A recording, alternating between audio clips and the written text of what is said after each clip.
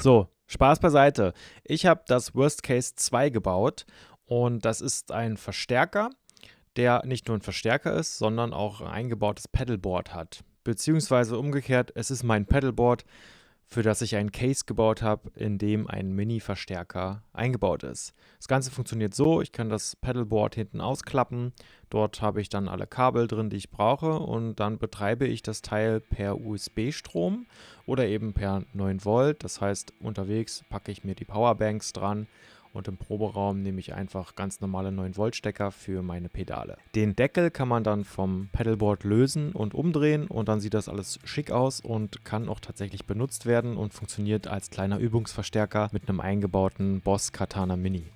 Es gibt hier auf meinem YouTube-Kanal auch ein Video für das Worst Case 1. Das ist das erste Case, was ich mir gebaut habe. Das sah nur aus wie ein Verstärker und hatte keinen eingebauten Lautsprecher, weil das auch viel zu klein war und da kein Platz drin war. Und dann haben mich ein paar Kommentare erreicht, ein paar Nachrichten und ich habe mir auch selbst überlegt, ich könnte doch eigentlich was Neues bauen und mir da einen kleinen Verstärker reinsetzen. Und ich habe mich dann für den Boss Katana Mini entschieden, weil der auch auf 9 Volt läuft, kann also auch mit Pedalboard-Strom betrieben werden und hat auch Batterien. Dann habe ich mir das Teil bei Kleinanzeigen gekauft und bin dann nochmal losgegangen und habe wieder von vorne angefangen. Das heißt, ich musste wieder ein neues Case bauen. Bin dann also wieder in den Baumarkt gegangen und habe mir Holz zusägen lassen und das Holz zu einer Box zusammengebaut. Dann habe ich die lackiert und wieder mit Tolex bezogen. Juhu, Leim, alles klar. Und dann habe ich das Ganze an das bestehende Pedalboard angepasst, weil das wollte ich nicht neu bauen.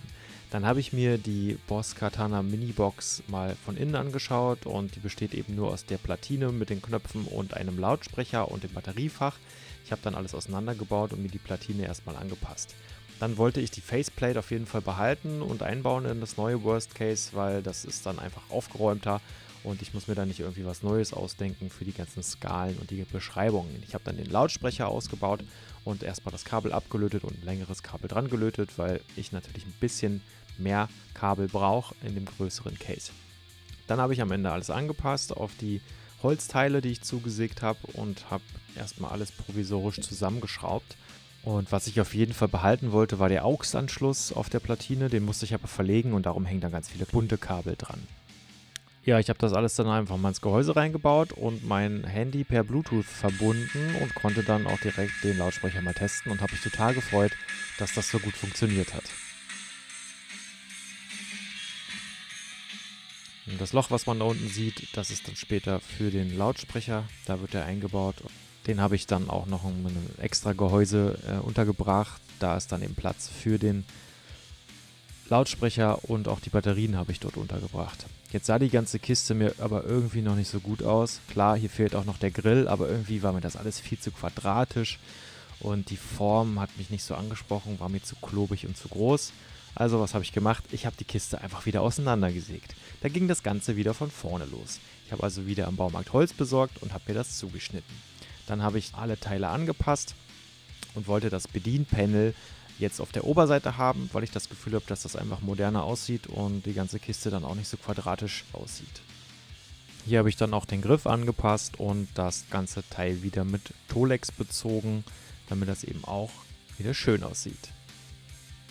Dann kam der neue Grill drauf, da hatte ich auch noch Stoff vom letzten Mal übrig und habe das Ganze mit einer Blende versehen. Das ist auch aus einem Reststück Holz von der vorigen Version ausgeschnitten.